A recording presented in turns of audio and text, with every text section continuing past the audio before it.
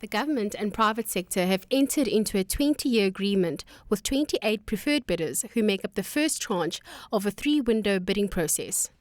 There is opportunities in the renewable energy space. So this is for us to prove that it can happen. And this implementation agreement is a new way of making it possible that government and the stakeholders in terms of the contractors or the bidders have a partnership.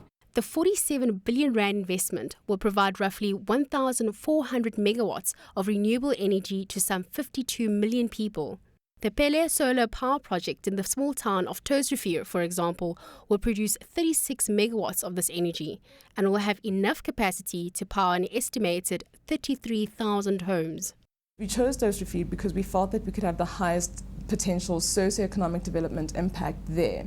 And the reason for that is because Tosrivier is small in terms of its population. It has a size of about 7,000 people. But it's also a depressed economy, particularly because it's a former railway town and unfortunately just doesn't have the same levels of economic churn as it did, say, 25 years ago. The current program doesn't necessarily mean that power will be cheaper, as consumers find themselves at the mercy of Eskom's latest tariff application. All future build has not been factored into the tariff application. And we will need new power stations, which means that the tariff will increase, and the question is what happens after the 5 years of 16%. There have been calls for a revision of the current energy plan IRP 220, which doesn't take into account the new gas finds in sub-Saharan Africa. The current model has also come under scrutiny as it promotes a single buyer principle, not opening the door for competition within the power sector. If you look at a number of other countries on the African continent or even other continents, you will see a more distinct difference between grid extension and providing electricity in off-grid applications, either being it renewables or being it even linked with diesel generation, etc.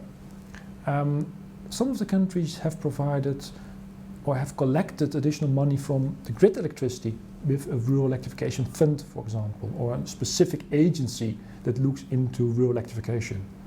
I think most of the neighboring countries have a kind of a government agency that is responsible for off-grid electrification. So that could be something that South Africa could look into as well, just to make sure that there is someone driving that whole process of providing electricity to people that do not have electricity at the moment.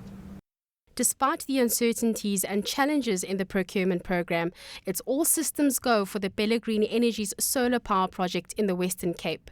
Pele will create around 150 jobs in the construction phase, but due to the nature of renewable energy projects, the operations phase will see a dramatic decline in employment. The quality of jobs during the operations phase, which lasts for about 20 years, is not that great, right? We're talking about predominantly cleaning jobs, where people would have to come in on a regular basis to clean the actual solar panels.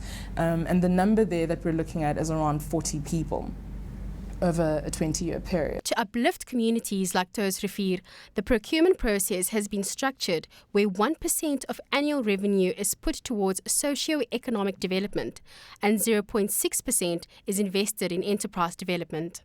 Despite a number of obstacles faced by the energy sector, key infrastructure spend is vital to keeping the lights on at an affordable rate. Dimisho Maganyele, Johannesburg.